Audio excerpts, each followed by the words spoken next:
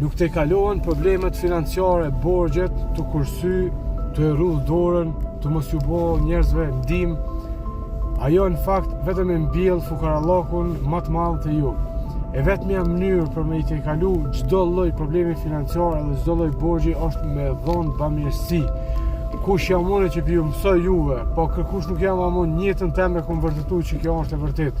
Edhe ata që thojnë nuk është e vërtet, atë cilë është mendimi jem, kur s'keni dhonë bamirësi.